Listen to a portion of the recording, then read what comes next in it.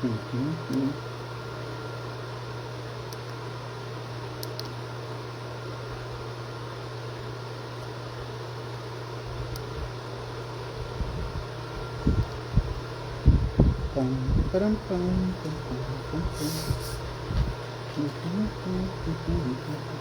Bom dia, pessoal. Bom dia.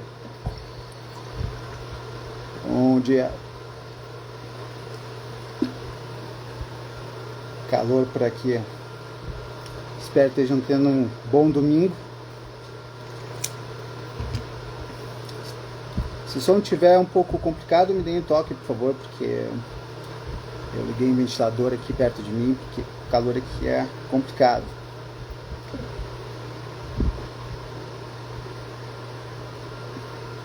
Bom dia, pessoal. Então, consumismo. Complicado assunto, necessário. Todos nós já cometemos o erro, o exagero de comprarmos demais. Então, o que eu vou propor aqui é uma série de reflexões, se vocês quiserem colocar quase em termos de perguntas, quase sequenciais. É algo que eu trabalho com alguns pacientes que têm compulsão por consumo. Nós poderíamos falar de compulsão de uma maneira geral, e daí seria uma coisa mais inespecífica, mas hoje vai ser especificamente sobre o consumismo. Bom, então vamos começar com a ideia de a primeira base de tudo, que é o quanto que é necessário de 0 a 10 o que a pessoa vai comprar, o que ela vai consumir. Então, de 0 a 10, o quanto que é necessário um celular. De 0 a 10, o quanto que é necessário para a existência um carro melhor. O quanto que é necessário para sobrevivência uma roupa mais cara. E aí, quem disse melhor foi o Titãs, em uma música que eles colocam: bebida é água, comida é pasto. Você tem sede de quê? Você tem fome de quê? O que isso significa? Significa que no final das contas a gente está comprando muito mais coisas que não tem a ver com necessidade. Claro, eu estou falando da classe média para cima. Pessoas, infelizmente, muitas vezes vão ter que se preocupar sim em estar comprando o que é necessário, mas a classe média não. A classe média para cima já tem tudo o que é necessário. De uma maneira geral, é mais do mesmo que se vai comprar. É mais é um carro melhor, é uma casa maior, é uma roupa com mais qualidade, seja lá o que for. Da classe média para cima, nós não estamos comprando nada exatamente que seja necessário em termos de sobrevivência. Então, Titãs coloca-se dessa forma. Então agora vamos começar, continuando, a lista de reflexões sobre uma compra. Eventualmente, claro, a gente não vai precisar se preocupar tanto com relação a quero comprar uma garrafa de água, mas vai ser principalmente em coisas caras. Então a primeira pergunta, ou a segunda, seria: está dentro das minhas condições financeiras? Muitas pessoas compram coisas sem se perguntar: está dentro das minhas condições financeiras? Claro que tem aquelas respostas do tipo: eu mereço, então eu vou comprar, mas não. Ok, tu mereces, a pergunta é se tu consegues comprar sem te complicar em termos financeiros. Então ali a Márcia coloca: percebi que estou descontrolada depois da pandemia, foquei em decoração, sei que é compensatório, tenho consciência, mas está difícil. Pois é, Márcia, pode ter certeza que tu não estás só nisso. Muitas pessoas na pandemia, elas foram buscando outras fontes de prazer, outras fontes de alívio, só que a pandemia circunscreveu a vida das pessoas, então dificultou as outras fontes que seriam normais. Eu já atendi pacientes que disseram para mim: Bayara, eu posso continuar na pandemia pela minha vida inteira, eu estou adorando. porque era uma pessoa que tinha todo o prazer dentro de casa e principalmente no universo de entretenimento virtual. Então, para essas pessoas não teve muita dificuldade, mas as pessoas que saíam e buscavam diversão fora de casa, de repente elas tiveram suas diversões, suas distrações, seus alívios, seus prazeres cortados. E aí começaram a tentar fazer isso de dentro de casa, e não foram poucas as pessoas que acabaram se perdendo um pouco aí nessa parte de o quanto gastar em seja lá o que for. Podia ser roupa, podia ser na busca de tornar a casa mais agradável, às vezes até mesmo em comprar uma outra casa.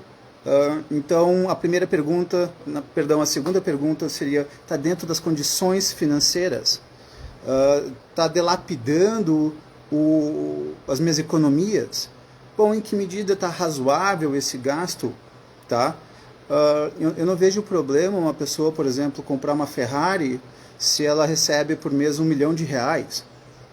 O duro é ela comprar uma Ferrari vamos botar um carro de R$500 mil quando ela recebe 10 mil por mês.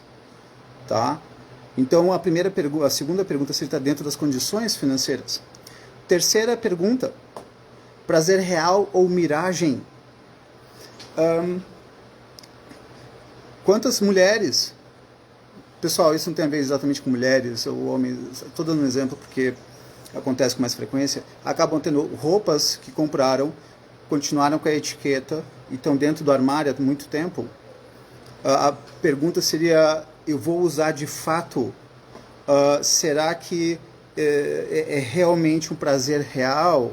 Ou eu acho que vai me dar prazer, e aí eu compro o que eu acho que vai me dar prazer, e agora eu comprei, e aí eu descubro que não me deu tanto prazer. Tu estás colocando aí, Márcio, no que se refere à decoração, se estiver te dando prazer, se estiver dentro do teu orçamento, é uma coisa. Se estiver te dando pouco prazer e está dentro do teu orçamento, a gente vai chegar lá daqui a pouco, mas esse seria o conceito de luxo. Agora, se está fora do orçamento, aí é que onde a coisa começa a complicar. Muitas vezes na vida, infelizmente, sim, a gente vai desperdiçar o nosso dinheiro, a gente vai cometer erros nesse sentido.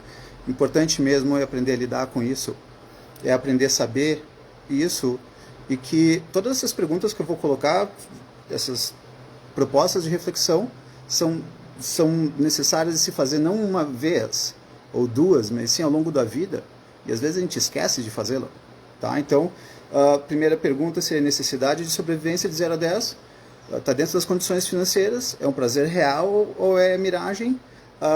Pergunta 4, o prazer vem da coisa em si ou do que ela representa? O que eu quero dizer com isso? Muitas pessoas não compram coisas pela coisa, mas sim pelo que ela representa, que se refere especificamente ao status. É quando eu compro alguma coisa para fazer bonito para outras pessoas. É quando eu compro alguma coisa para que as pessoas vejam e digam, nossa, parabéns. E aí, de novo, como já colocado em outras lives, a ideia acaba sendo muitas vezes de que essa pessoa que nos parabenizaria, e nós seríamos admirados por ela, especificamente por ter comprado determinada coisa, essa pessoa muitas vezes não vai poder ser chamada de tua amiga se essa for a base do porquê ela quer estar contigo, conversar contigo. Então, em grande parte, a pergunta é, eu estou comprando isso, mas por que exatamente? Eu estou comprando um carro, mas é para meus amigos verem, para as minhas amigas verem, é para eu ser notado? Tem um seriado, agora não me lembro exatamente o nome em português, Daredevil. E aí tem um criminoso que dá uma frase brilhante no meio de um dos episódios. Está no Netflix. Uma mulher que você pode comprar não vale a pena ter. Pessoal, de novo, isso não tem nada a ver com mulher especificamente, tem a ver com homem também, isso não tem nada a ver de gêneros, aqui não tem guerras nesse sentido, é apenas a frase. Mas a ideia é essa, uma pessoa que você pode comprar pelo que você tem ou pelo que você dá, não vale muito a pena tê-la no dia a dia como amigo, ou esposa ou esposo. Tá? Então, esse é um outro aspecto. A gente sempre se perguntar, eu estou comprando o carro porque eu gosto desse carro, porque eu adoro dirigir com mais segurança, com mais conforto. O que é que eu estou comprando exatamente nesse carro? O que é que eu estou comprando? Quando uma pessoa vai, por exemplo, comprar um carro e a mulher é uma mulher, ela esteja grávida, muitas vezes ela não está comprando um carro, ela está comprando, além do carro, principalmente a ideia de segurança. Segurança, conforto. Em determinado momento, eu fui olhar um carro e aí um cidadão, o vendedor virou para mim e mostrou a possibilidade de botar banquinho de bebê atrás no carro. Ora, eu não tenho bebês, então naquele momento ele tentou usar comigo uma coisa que não daria certo, porque no fundo não era o que eu estava comprando, eu não estava comprando um carro para botar um carrinho de bebê. Tá? Então, a ideia seria, em grande parte, nós sempre nos perguntarmos o que é de fato que eu estou comprando. E aí, coloca, Márcia, no meu caso, percebo que estão ligados à memória afetiva, por exemplo. Comprei 3 relógios Cuckoo, importado da Alemanha, me relembra as alegrias da infância, mas poderia ter comprado um apenas, né? Poderia, tá? De uma maneira geral, a gente sempre poderia ter feito coisas diferentes, ou melhor, o que é importante é que tu vais aprender com isso, o quanto que tu vais, de repente, estar usando isso como fonte de lembrança. Eu acho ótimo fazer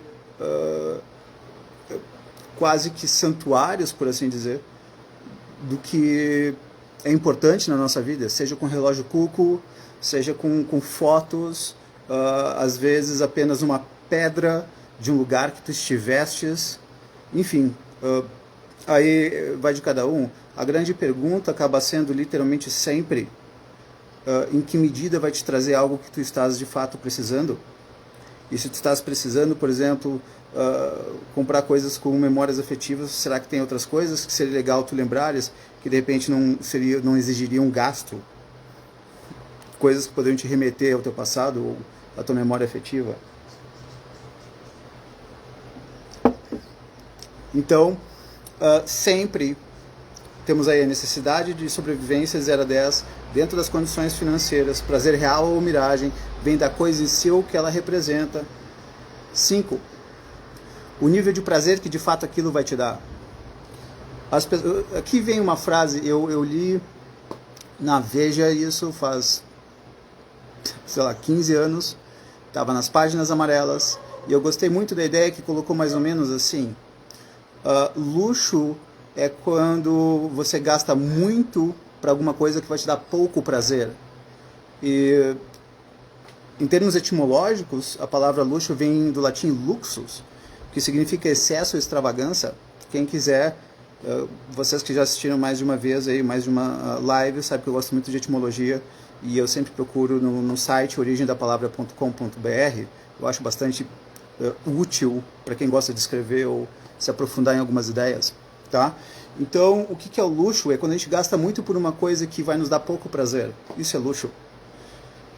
Para mim, eu gastar R$150 numa camiseta é luxo, porque eu gosto de camiseta, mas não o suficiente para gastar isso numa camiseta, mas gastar R$150 de repente numa garrafa de vinho que eu vou adorar, para mim não é um luxo. Então, o que é luxo para cada um de nós?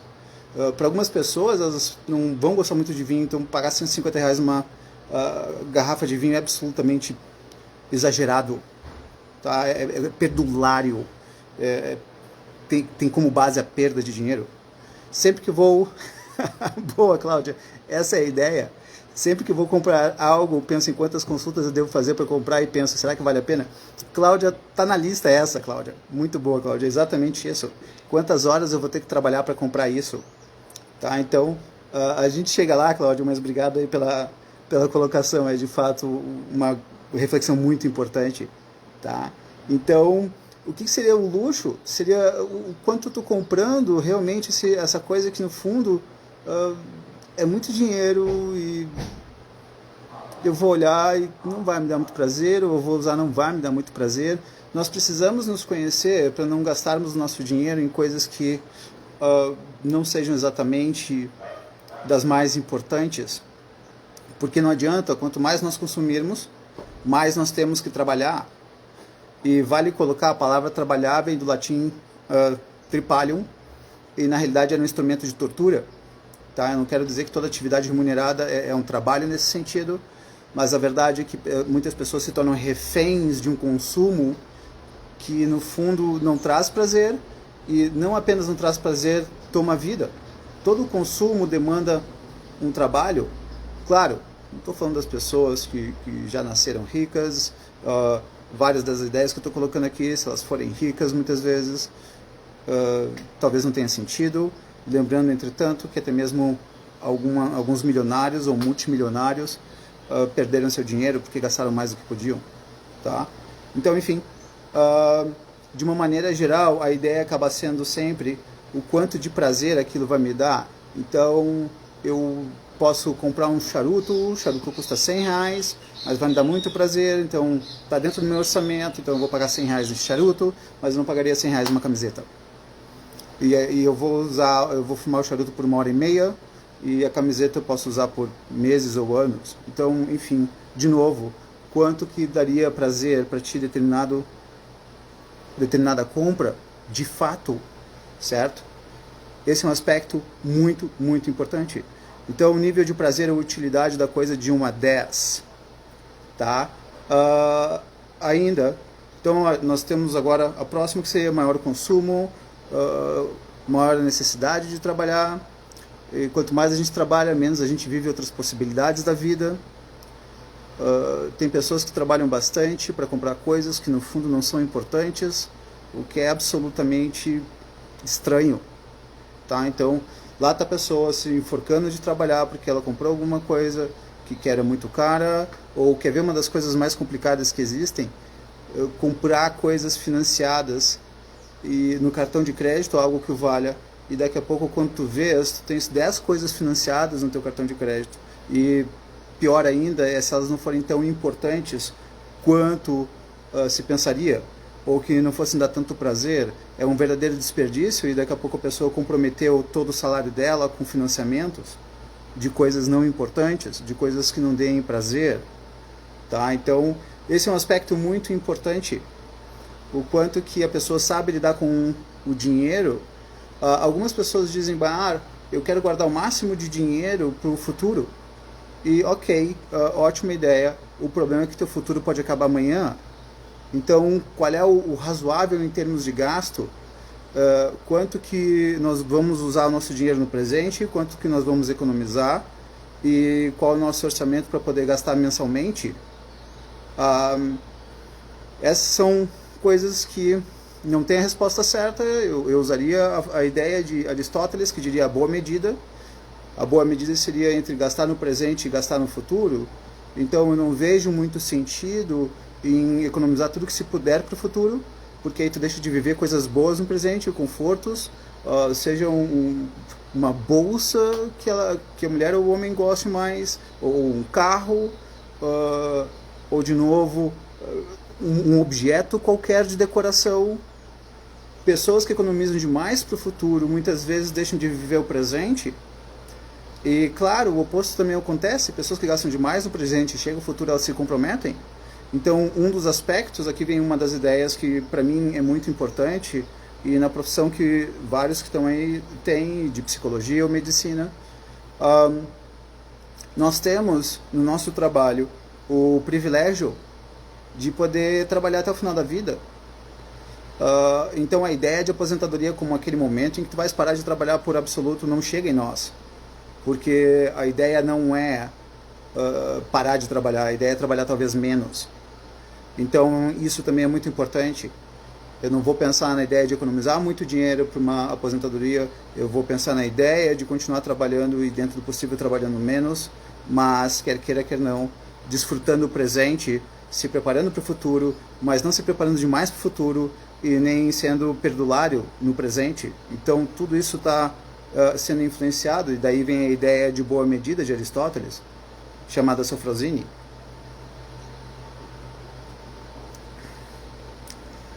Então tá equivalente, eu vou gastar X, o meu prazer vai ser esse, ou vai ser esse, ou vai ser esse, certo? Isso é muito importante. Quanto eu vou gastar e quanto de prazer vai me dar. Ok. Então, esse é um aspecto importante. Outro aspecto importante que faz parte da ideia de compra. Qual é a diferença real entre as diferentes coisas? Tem pessoas que dizem, eu não consigo diferenciar um vinho de 70 e um vinho de 200, então para essa pessoa não tem sentido comprar um vinho de 200 eventualmente, mas ela vai lá de repente e compra, não tem sentido. Tem pessoas que vão dizer, um vinho de 200 para mim é muito inferior ao vinho de 400 reais, e de repente para essa pessoa teria sentido a ideia de gastar 400 reais num vinho, e isso é de cada um. Todo mundo acha bobo o que não se parece consigo. Então é que nem um homem que se dispõe a pagar 200 mil reais num carro, e aí ele acha bobo quando uma mulher gasta 1.000 reais numa carteira, ou numa bolsa, ou seja lá o que for. E qual é a diferença? Nenhuma. A única diferença é que, de uma maneira geral, um vai querer gastar em uma coisa e o outro vai gastar em outra. A mulher não gastaria 200 mil, ele gastou 200 mil no carro. Ele não gastaria 1.000 reais numa bolsa, nem 500 numa carteira, quem sabe talvez 100. Então a ideia acaba sendo que a gente tende a achar muitas vezes o gasto dos outros bobo, porque a gente está tentando ler a partir dos nossos. A gente diz assim, o meu gasto é importante, aquilo que me dá prazer é importante, mas se alguém tiver outros tipos de prazeres, eu não vou achar importante. Então fica uma coisa bem do estilo, só está certo, ou só tem valor, ou só é adequado quem pensar como eu. O que obviamente é bastante, chamemos de umbiguista, certo? O que é importante é nós entendermos o que tem valor para o outro não tem para mim, e o que tem para mim não tem para o outro, e ninguém está certo nem errado, é cada um na sua individualidade, e acabou. Tá? Próxima ideia. Então, em que medida existe uma real diferença entre outros aspectos? Perdão, a continuação dessas. Vamos pegar um carro de 30 mil, um carro de 100 mil, existe diferença, existe a princípio bastante diferença, sim. E um carro de 100 mil e um carro de 300 mil, existe muita diferença? Nem tanto. Um apartamento de 30 metros quadrados, um apartamento de 100 metros quadrados para um casal, existe diferença? Existe. Um de 100 metros quadrados para um de 400 metros quadrados, existe diferença? Em termos de utilidade real? Nem tanto. Um outro ponto, e aí entra muitos dos nossos sofrimentos também, que, enfim, o que é o instinto? É buscar prazer e fugir da dor. Então essas vão ser as duas grandes causas pelas quais nós faremos diferentes coisas.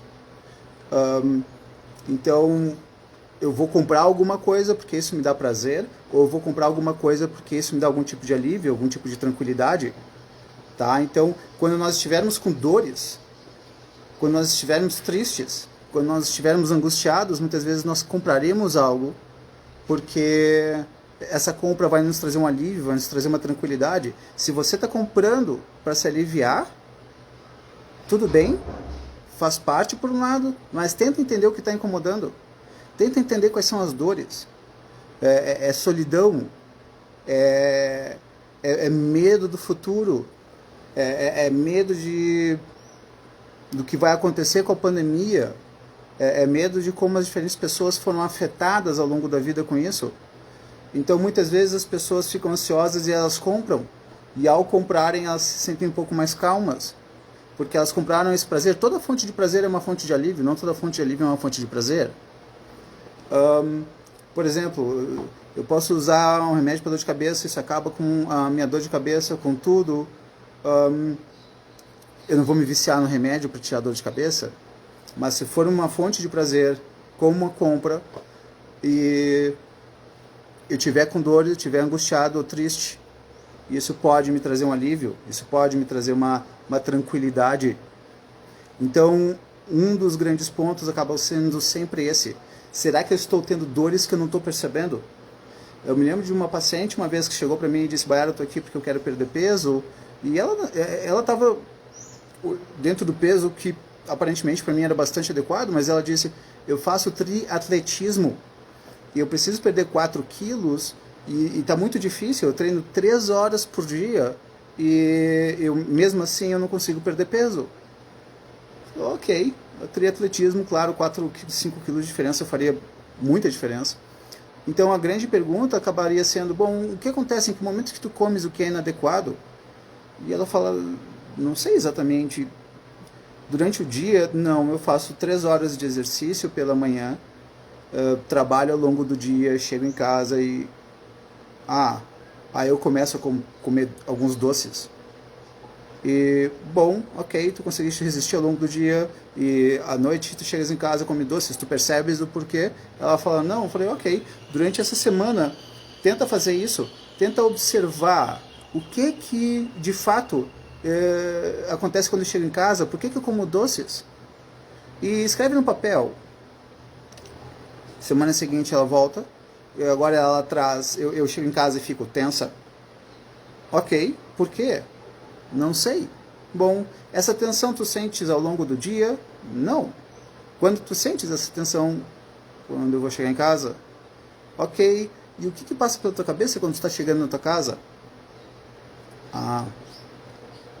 Eu vou chegar em casa, o meu marido não vai ter cuidado bem dos filhos, ele não vai ter dado comida para eles, eu vou ter que brigar por diferentes coisas. E aí eu começo a ficar tensa.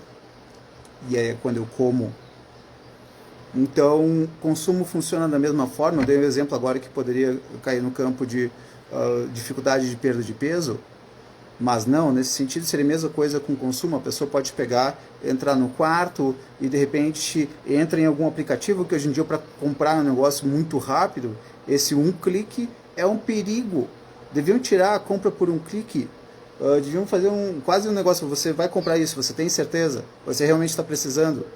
Você realmente tem dinheiro para pagar tudo isso? Vai te trazer felicidade que você está procurando. Será que você não está angustiado e não percebe por causa disso você está comprando? Será que não é melhor tratar a sua angústia?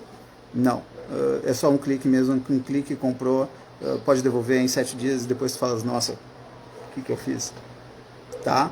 Então, em grande parte, é preciso que as pessoas estejam atentas àquilo que está deixando elas angustiadas. Nós precisamos ficar atentos. Nós precisamos saber o que nós fazemos quando nós ficamos angustiados. Geralmente as pessoas têm hábitos, têm padrões. Tem pessoas que vão beber, tem pessoas que vão tomar um frontal, tem pessoas que vão fazer exercício, tem pessoas que vão assistir algum seriado, tem pessoas que vão comprar, tem pessoas que... por aí vai.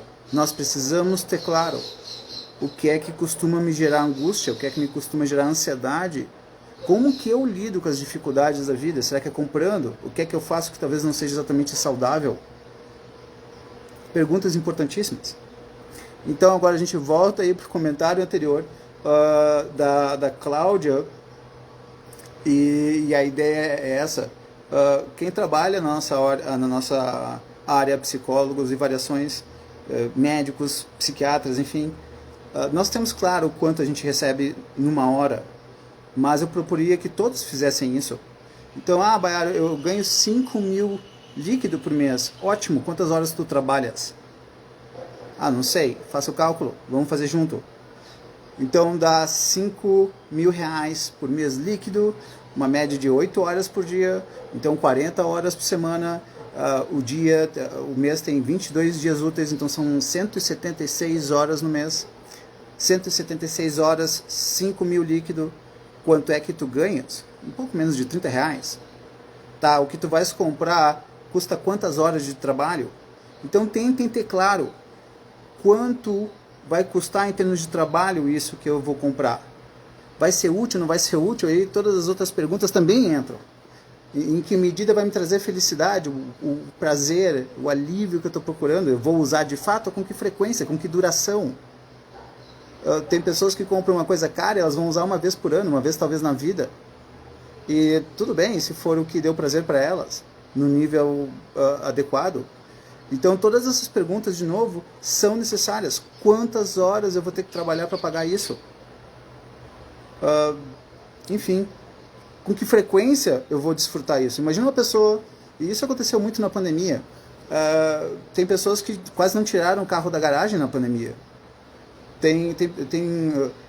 Atendi pacientes que elas chegaram a tirar 5 vezes no último ano o carro da garagem. Chegou a ficar sem bateria o carro. Então, para que ela trocaria o carro? E de repente ela troca o carro, mas tu fala, mas com que frequência tu vais usar o carro agora? No último ano tu usaste 5 vezes, 2 horas a cada vez. seria muito mais barato ficar de Uber ou alugar um carro quando tu fores andar de carro. Então, qual é a frequência que tu vais usar? Eu vou comprar uma roupa, eu vou comprar uma camiseta. Você vai usar essa camiseta com que frequência? Ah, eu vou comprar essa jaqueta tá muito bonita. Bom, tu moras aonde? No Nordeste? Bom, essa jaqueta é para 5 graus negativos. Quando que tu vai usar essa jaqueta? Com que frequência? Então, vale sempre a pergunta: qual a frequência que eu vou usar isso? Quantas horas eu vou usar isso? Quanto de prazer? De novo, vai se retomando tudo que já foi colocado até agora. Tá? Ainda agora aprofundando uma ideia que foi colocada anteriormente: cuidem, tenham claro dentro do possível. Prazer no quê? Para quê? Se for para status, se for para os outros, cuidem. Comprar alguma coisa para ser admirado por alguém que tu nem conhece na rua, e comprar alguma coisa para ser admirado por quem está na tua casa. Se quem estiver na tua casa está te admirando pelo que tu tens, tem alguma coisa talvez errada.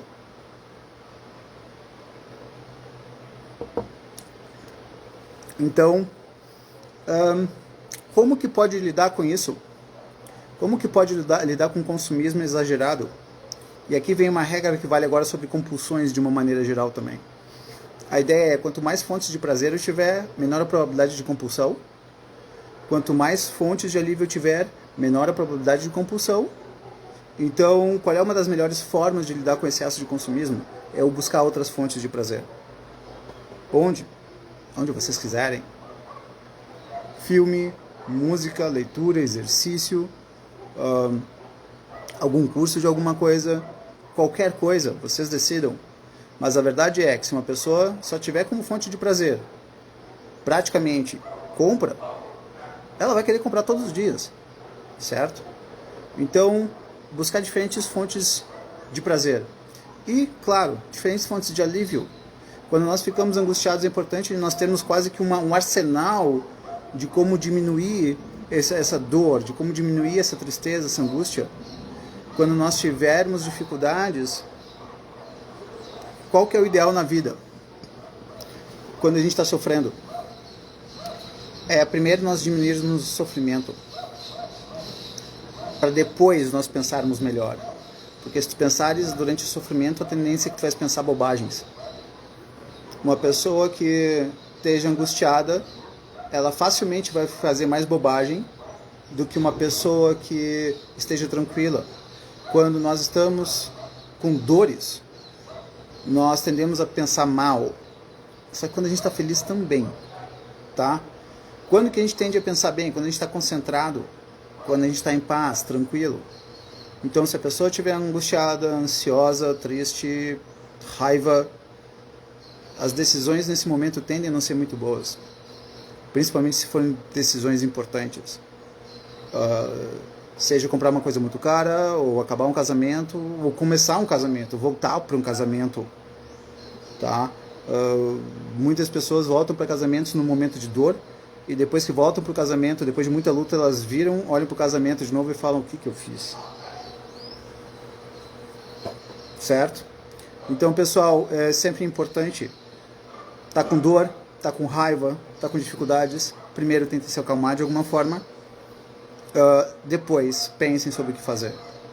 Porque se tentar tomar alguma decisão nesse momento de emoção dolorosa, aí o negócio complica. Tá ok? Então, e a última ideia: o consumismo exagerado ou compulsivo dependerá em grande parte de o quanto tu está sabendo desfrutar a vida de outras formas também. Eu me lembro de uma paciente, ela tinha compulsão por cigarro. Ela virou para mim e disse: eu tô aqui porque eu quero parar de fumar. E eu perguntei: bom, o que tu gosta de fazer? Ela disse para mim: fumar. Falei: bom, quando tu estás incomodada, triste, alguma coisa que você faz? Eu fumo. Ok. Você tem filhos? Eu estava tentando achar outros caminhos para ver se ela tinha outras fontes de prazeres. Não. Ou melhor, ela tinha filhos, mas eu perguntei: bom, como é que você lida com os filhos? Você tem uma relação próxima? Ela falou: não. Ok, tu gosta de trabalhar? Ela falou: também não. Eu gostei muito de trabalhar, mas aconteceram alguns problemas, parei de gostar de trabalhar. E aí o que tu fazes quando tu está eventualmente no trabalho e tu está incomodada? Eu fumo. Ela não tinha mais nenhuma fonte de prazer ou alívio na vida. E por causa disso ela focava muito nisso. Muito em fumar, tá? E ela chegava a fumar até mesmo 3 maços de cigarro por dia. E a princípio, na realidade, ela chegou num ponto em que nada mais fazia sentido. Então essa é a base da compulsão, muitas vezes. É a falta de outras fontes de prazer e a falta de outras fontes de alívio. E a pessoa foca tudo no comprar, acaba comprando o que não precisa, tendo que trabalhar para pagar uma coisa que no fundo nem trouxe felicidade. Então, pessoal, vamos lembrar que dinheiro é o fruto do esforço, é o fruto da nossa dedicação, da nossa vida, quando se refere, ou não o fruto, mas um dos frutos. Então, tudo que eu for comprar, eu estou colocando a minha vida ali. Tudo que eu for consumir, eu estou colocando a minha vida ali. E se não for a minha vida, vai ser do meu marido, vai ser da minha esposa, vai ser do meu pai, da minha mãe, vai ser do dinheiro que eu recebi de herança. De alguma forma, alguém colocou vida ali. E tudo bem, isso faz parte. A grande questão acaba sendo o quanto que, de fato, nós estamos colocando o nosso esforço, a nossa dedicação em comprar, em consumir coisas que no fundo não são úteis, que no fundo são ruins. E daqui a pouco a pessoa está se esfolando para pagar um carro que no fundo ela nem dá muita bola para o carro, ou uma joia, e ela nem usa joia, ela usa joia uma vez por ano, e botou na joia 15 mil reais, e ela recebe 5 mil por mês, e ela pagou em sei lá quantas vezes esses 15 mil reais, e agora ela usa em festas, porque ela tem medo de usar em outros lugares, então ela usa 3 horas por ano, 5 horas por ano, e para isso botou muitas horas de trabalho. Então, muito tempo de esforço, muito tempo de vida para pouco tempo de prazer, um prazer relativamente pequeno, que vai ser relativamente pouco frequente, uma vez por ano. Então, essas perguntas todas estão envolvidas. É muito importante. Eu vou comprar, deixa eu refletir sobre uma série de coisas. E claro, quanto maior o preço do que for ser comprado, maior a necessidade de nós refletirmos sobre tudo isso, certo? Claro, tu não precisa de tanta reflexão se tu fores comprar uma garrafa de água, mas começa a aumentar o preço, ou a frequência é muito alta, é bom pensar bastante. Uma coisa que eu vejo muitas pessoas gastando muito dinheiro, principalmente em São Paulo, claro, em outros lugares também, mas São Paulo é campeão, é em pedidos de comida, tá? Então muitas vezes é mais válido as pessoas aprenderem a cozinhar um pouco para não terem que ficar depois trabalhando. Eu já vi gente que chegou a gastar num mês, em termos de iFood e variações, 5 mil reais. Não é difícil se tu pensares, 5 mil reais, 170 reais por dia mais ou menos, pouco menos, 170 reais por dia, e agora, para 2 ou 3 pessoas, não é tanto, mas 5 mil reais é bastante, se fores pensar em termos de 30 dias, enfim, daria para ser bem menos. Então, essa é outra coisa que, embora pequena, se tu fizeres com muita frequência, tu quebras qualquer pessoa, tá? E de novo, diz a lenda que Michael Jackson quebrou, que Mike Tyson quebrou, e eles tinham muito mais dinheiro do que a maioria da população no planeta. E quebraram por quê? Porque gastaram mais do que podiam. Tá? Então, não é só consumir, é muito mais do que consumir. Se a gente quiser comprar coisas muito caras, a gente não vai viver outras possibilidades. Se nós quisermos comprar um Porsche, eu estou falando da classe média, né? Claro, se eu fosse jogador de futebol e eu ganhasse $1 milhão por mês, pô, qual o problema de comprar um Porsche? Mas comprar de 20 Porsches já começa a ser complicado. Por ano, por exemplo. Sei lá. Então, pessoal, cuidem. O que a gente for consumir, vai consumir inclusive a nossa vida. Então, eu compro um copo. Se eu começar a ficar fanático por copos, daqui a pouco agora eu tenho copos que eu posso comprar que custam R$1.000, R$1.200 um copo. E agora daqui a pouco eu posso querer comprar mais copos de R$1.200 e muitas vezes eu vou só colocar o copo na prateleira e nem usar, eu vou porque eu quero que ele fique ali. Tudo bem se tu queres ficar olhando para a coisa o tempo inteiro, nada contra, mas a ideia é, vale? Essa é a pergunta. Então lembrando, consumir é usar o fruto do nosso esforço, da nossa dedicação em alguma coisa. A pergunta é, vale nós usarmos a nossa vida para isso? Claro, muitas vezes, de novo, não é exatamente o nosso esforço, mas seria do nosso pai, ou nossa mãe, seja lá quem for. A Manuela coloca essa live de utilidade pública, todo mundo tinha que assistir. Obrigado, Manuela. A ideia é, nesses tempos de pandemia, botar algumas ideias que auxiliem as pessoas a lidarem com tudo isso que tem acontecido e que vai acontecer ainda. Não está para acabar, tá? Não nos próximos meses. Pessoal, então eu agradeço a presença, espero que tenha tido algumas ideias que vocês possam levar por aí. E sim, é preciso muito cuidado com aquilo que vai nos tomar dinheiro. Dinheiro é o fruto, em grande parte, um dos frutos dos nossos esforços, do nosso trabalho. Precisamos cuidar disso. Tá ok? Pessoal, um grande abraço, um bom domingo. Curtam bastante. Até a próxima. Tchau, tchau.